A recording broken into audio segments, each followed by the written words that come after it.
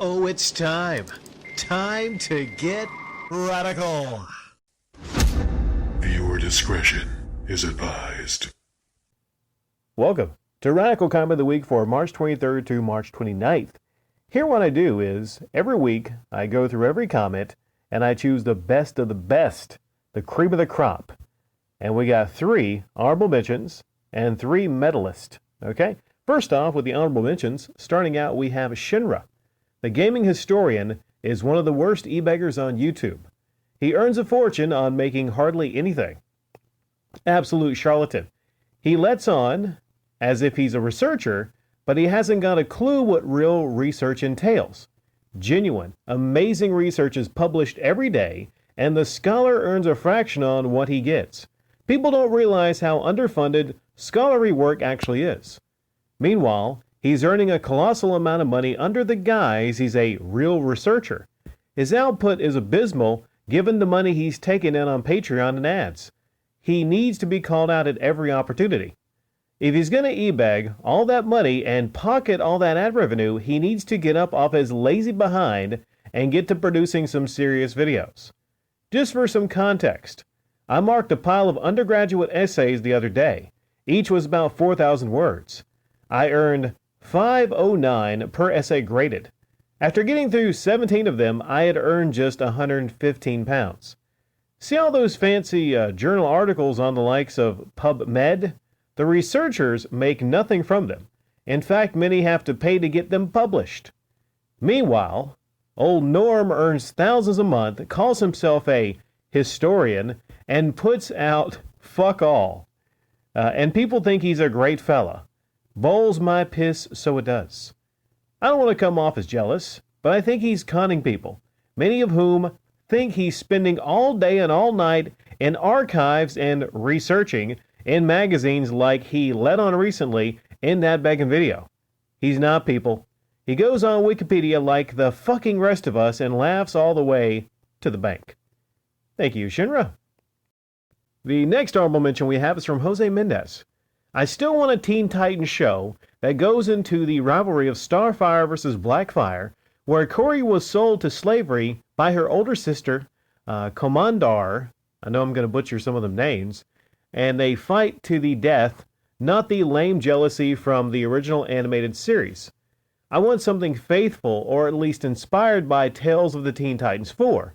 The new Teen Titans, 1980, 23, 24, 25, and Annual 1, Starfire is such a great character that hasn't been given justice outside of the comics. Her character is supposed to be very savage since she was born during a 100-year war, also the invasion by her older sister that killed millions of her race and forced her into slavery. That's the real struggle of the character. Trying to calm her rage and not give into murderous intent of her intense training by warlords of Okara. Also, her battle lust was a part of her race where she needs to fight to get stronger. There's a comic where she tells an Amazon that she didn't like the Amazonian war games because they were games. She needed real war and left Afghanistan. Since the Titans are not a killing team, they had to hold her in a lot of the comics, but the original and series changed from dramatic to funny characters. They also changed her powers to green when they are yellow, when power to light, red, that she uses less power. She's also very tall in the comics, 6 feet 4 inches, only has 1 stomach, not 9, and her destructive goddess that blew up 3 planets, Exhal, and she always mentions when she's caught off a guard or surprised. That was never mentioned in the animated series, and that's an important part of her beliefs. She hates human prudeness. She likes being as naked as possible, to feel the sun that gives her her strength.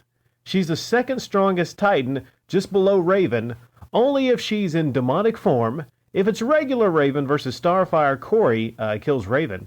She did it in the New Titans, 1988. Final issue 130 even exploded Darkseid Omega beams. Damn. In Teen Titans vs. X-Men 1, shot a Brainiac ship in Outsiders, 2003. 25, she faced Wonder Woman in a long fight where both looked like they were still undamaged without scratches. Teen Titans 2003 issue 6 defeated all Amazons in a tournament with Hippolyta, I know I didn't pronounce that right, claiming that she was equal to Diana, although she ignored her master advice to never relish a victory, cause that opens a person up to a humiliating defeat. The new Teen Titans 1980 issue 13 traversed 4 light years or 24 trillion miles by her own power, no spaceship in short time like the Maximum, a few hours even though she wasn't fully powered and had been poisoned in an earlier issue, and with her being impatient and impulsive, she probably left Ron to Earth as soon as she could move. 52, issue 41 and 51. For more than 20 years, I've waited for that movie. I have all her comic appearances, over 1,000 comics, seen every DC and Marvel movie even though I don't like Marvel, but I don't want superhero movies to end before Teen Titans movies. I also love the character. It's not perfect. She made an incredible mistake tricking the team to help her stop some invaders, when in reality, she and her race were the invaders of the planet that had the slavers that sold her 6 times when she lost her home planet.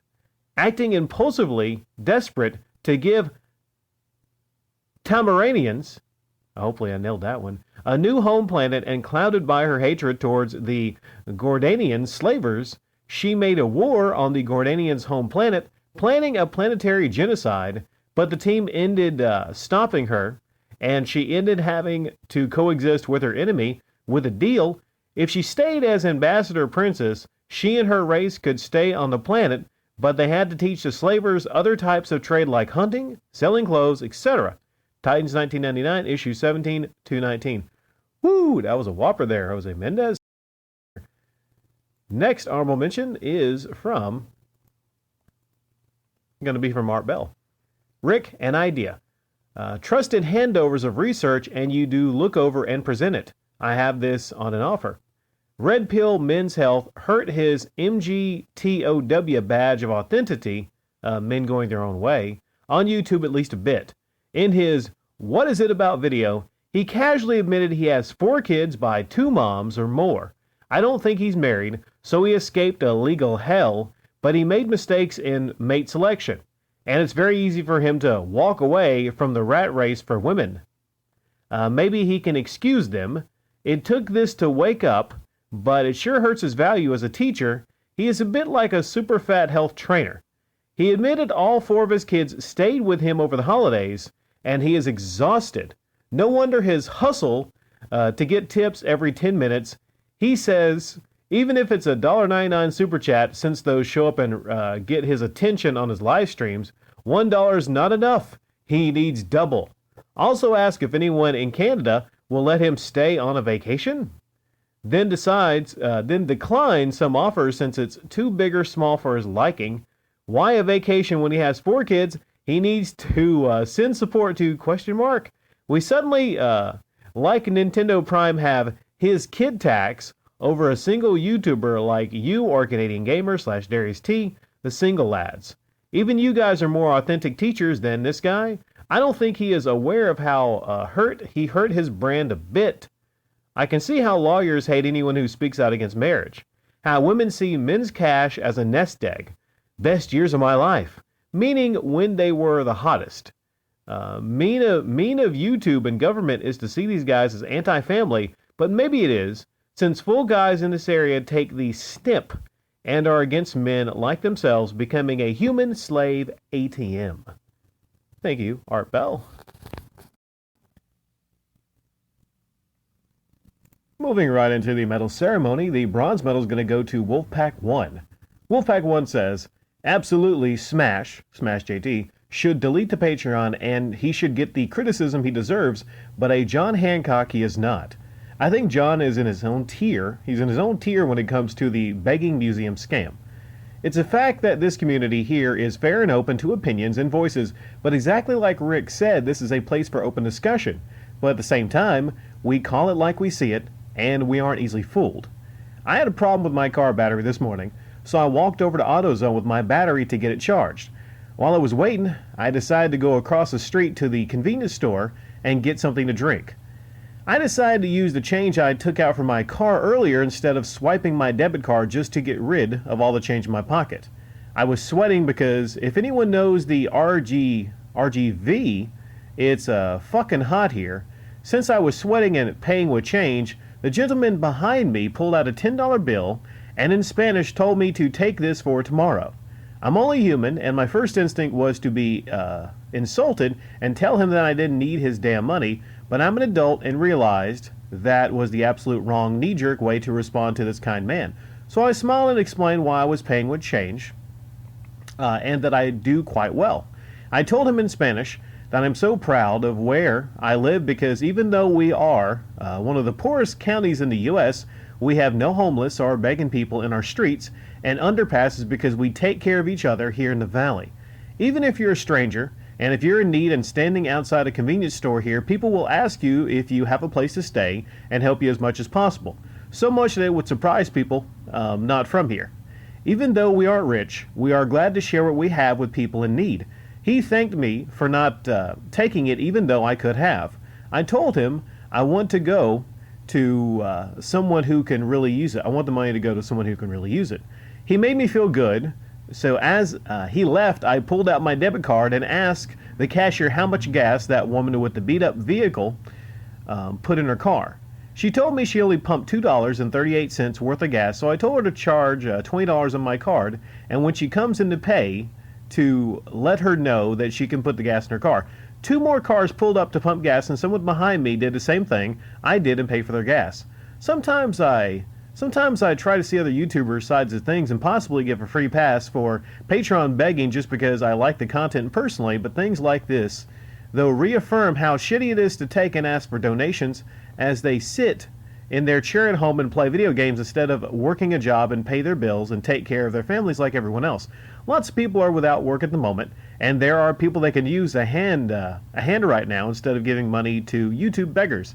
Shit, sorry so long. Keep being real and make videos about what you want to make. Continue to speak truth to power and keep everyone rightfully accountable for their actions. Wolfpack out. I kind of wonder if any of the YouTubers in that situation would, think twice. Okay, let's go back to the early part of your comment. I wonder if any YouTubers in that situation would think twice, even if some of them were well off, from taking the $10 bill from that guy. I don't think they would. Okay? If you're well off and you're doing fine, you don't need handouts. That's the core of, I think, a lot of your argument, your comment. When you compared yourself to a lot of these YouTubers, you don't need handouts if you're doing incredibly well. Okay? Even PewDiePie has his join, right? Why the fuck does a PewDiePie type need a join? This shit just kind of gets out of control because it's basically essentially nothing more than handouts. It is. And you talked about Smash JT should delete the Patreon and get the criticism he deserves, but he's not a John Hancock type character. He is not. Plain and simple. And there's people out there that try to even say that Smash JT is worse than John Hancock. And I have to correct these motherfuckers and say, no, he does not currently have a museum scam he's running to get donations for a fake museum scam. And he is not, to my knowledge, he is not struck any channel. He has not did any illegal strikes to any other channel for their satire videos or anything like that. All right? But when we start saying some crazy shit, some edgy shit like, oh, Smash JT is just as bad as John Hancock or worse than John Hancock. No. Right now it's probably going to be somebody in the comment section saying, well, Smash JT is just as bad as beat 'em ups. No, there's different levels to this shit. Okay? There's different levels. Does everyone understand that? Oh, wait. Smash JT, he e-begs just as much as DSP. So it can't be, you have to be really fair with it. You have to look at everything objectively like I fucking do. It's not about who I just don't personally like and dislike. It's about what they're doing on the platform. Okay, there's a scale. Okay, that has to go into it. If you even try to pass yourself off as a critical satire channel, legitimately, there's a scale you have to use on it. Okay. Okay, the silver medal. This is going to be. It was a close one. It was a close one, but silver is going to go to Andrew C. Where there's smoke, there's fire. I smelled a couple guys who are fragile-egoed man babies that project their insecurities through temper tantrums on others on YouTube, who in reality are hypocrites, who resort to the same thing they're so vocal about to be against, and I think you know the other person I'm talking about. Apples don't fall too far from the tree. You already nailed some in the video, Rick. Things like endorsing Joel, the last gamer, even though he's been stealth e-bagging under their noses with fan mail segments and a GoFundMe for house repairs, calling people flip-flops or snakes when Canadian Gamer himself has repeatedly made passive-aggressive comments towards yourself on your ego and his own longtime viewers, recently with Lawrence Dackstein about masculinity and playing Animal Crossing, and other people he considers friends who are content creators. Him and Darius had a brief heated moment recently also, among many other instances in comments, or at least the ones he doesn't delete almost instantly. Laugh my ass off, and YouTubers are guilty of basically running a cult or mafia, yet himself and Darius both operate like the Jim Jones or Joseph Stalins of the anti-e-begging cult/communist regime, with the deletion of incriminating videos and comments to write narratives to better suit the image that they want to represent to others. See doxing Darius/Hancock plus Eric false copyright strike CG/overthink. This is just the beginning of the rabbit hole. I'm sure the analysis of their social lives and living habits by myself and others in other comment sections speak for themselves, let alone the amount of time and mental energy they spend on YouTube. Lul. Don't worry, CG, you're not the only one who dabbles in comment preservation, and I urge others to save screenshots and videos he posts before they're deleted. There's others on here who like to make critical satire videos who need content. I'm not sure what you said there. And you had a wink there. I'm glad to see some of the people who used to frequent either CG or Darius's videos here in the comments and on others' videos shining a light on either of these hypocritical tendencies, habits, and actions. Brings hope to the YouTube comment section. Also glad to see you finally call out some of these longtime followers of your channel, Rick. No free passes indeed. Side note, if Joel or any other creator was so adamant on not promoting receiving handouts, then at the very least, instead of making a dedicated look at what you sent me, oh my god, thank you so much video, just send the fan a postcard or something. It's not like they don't have the return addresses. The GoFundMe was set up by somebody else, to my knowledge, but even then somebody with assets like Joel should know better than to accept gratuity from fans for his mistakes or misfortunes. When he was off with the guy, the enemy of my enemy is my friend. Sorry about that. When he was off with the guy, started leaving comments here and the channels noted above, stirring proverbial pots, but not addressing things on his own channel or social medias. I knew something was off with the guy. The enemy of my enemy is my friend. Catulia. Seems to me like he's just trying to milk this YouTube cash cow like the rest of them. Well, a lot of things to talk about. Looking back, if it's one thing I can be guilty of myself for 2019, and one thing I learned is just because someone comes here, Joel came here, just because someone comes here and they're very friendly on the channel and they say nice things to you, regardless of who it is, it doesn't mean they don't have other intentions. Okay? Now, Joel maybe had intentions for coming to the channel. Maybe he had issues with the MGR crew. And I didn't sense it until it was too late. Maybe I thought, well, this guy's just a fan of the channel. Right? I mean, but let's be honest here. Maybe he was. But it just seemed kind of weird for someone like Joel to be a fan of the channel. I mean, I'm sure there's a lot of fans of this channel that I wouldn't probably expect to be. But it was my fault I didn't really think a lot more about that. I mean, he came to the channel, and he mostly only commented on the videos where I talked about John Hancock and Metal Jesus. And I didn't think a lot of it to sense that there might have been something there to where I think he probably just had issues personally with them. But as time went on, it seemed like there were less issues. He left less comments. And I started to really pay attention to a lot of people that started talking about his GoFundMe that someone else set up. But I guess I could have started earlier when people come by and they told me, you know what, this guy has a video series on his channel accepting gifts from others. So maybe honestly, in 2019, I might have turned a bit of a blind eye to that. Because I thought, well, you know what, maybe he doesn't do it as much. But you know what, Andrew? When you do that, you start going down that road to hypocrisy. And I made a decision that I couldn't be that guy. I would not be a guy that people could buddy up to and think that they would be free from my criticism. It's not the kind of channel I want to run. And if anything, I want to show people how to do that correctly. I want to show people how to do that correctly, and you know what? I'm going to lose a lot of fucking friends. But so be it. I'm going to lose subscribers right now. Probably, you know why? Because there's a lot of people that come to this channel that are fans of Joel the Last Gamer because of his wonderful game collection and his passion for gaming. I don't have that kind of game collection, and honestly, I don't have that particular passion for gaming.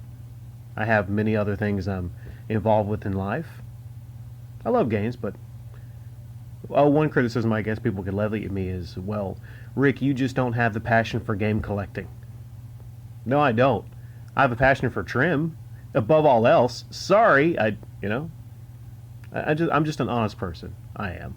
So I'm not going to try to be somebody that I'm not. And I'm not the kind of guy that probably a lot of people that would frequent a channel like The Last Gamer or Game Collectors would probably want to go to. I mean, I'm a critical satire channel above everything else. I'm a discussion channel. But, I mean, what do you do? What do you do? What's the perfect answer? The GoFundMe, I think that was the point to when I just kind of said, I got to criticize him. Because if Metal Jesus and John Hancock had a situation and that GoFundMe, that's what I thought. If they had that same situation, what would I say to that? What would any of us say to that, huh? So no free passes here. And you talk about the things Darius and Canadian Gamer has done. I don't see how you can be a critical satire channel, or try to be, or attempt to be, if you yourself are doing some of the same fucking things that you're calling out other people for. I don't see. You know, you don't have any credibility. You just don't, right? So yeah, that's what you gotta do sometimes. And you have to do it. Because if you don't do it, maybe people like yourself will come and call me out for being a hypocrite. So that's the choice you make if you want to be taken seriously on YouTube as a critical satire channel. That's the choice I made. Thank you, Andrew C.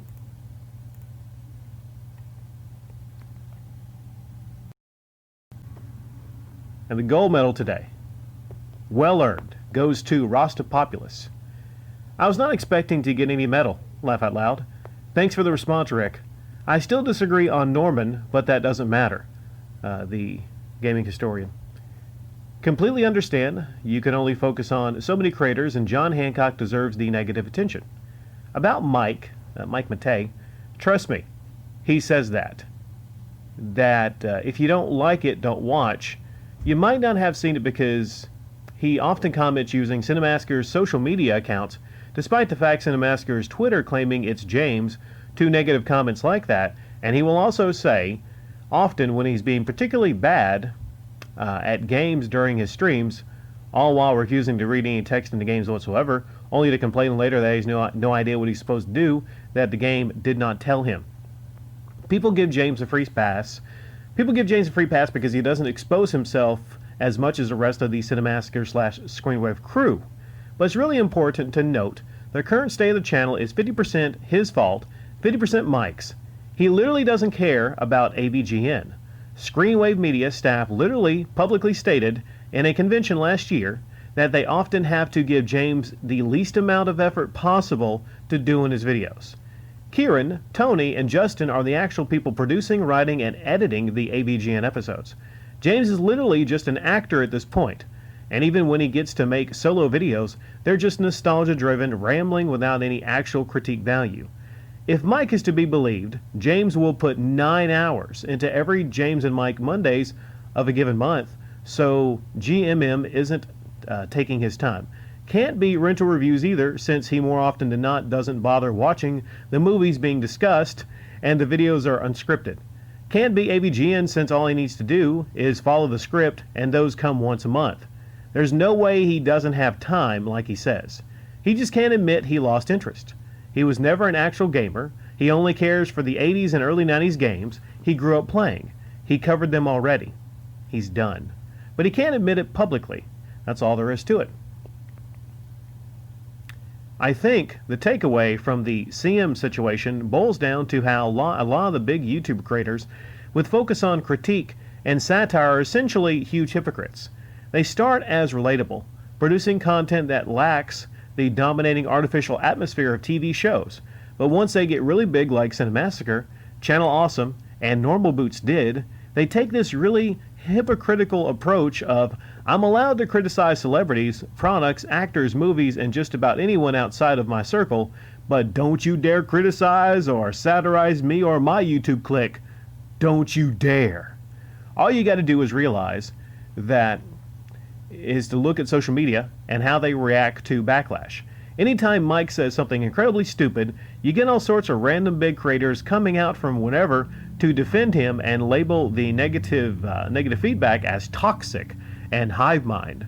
While it's true outsiders only know one facet of the person targeted, which results in a huge misunderstanding, like the Jared drama, it baffles me that they still throw a hissy fit about having to deal with the consequences of becoming public figures.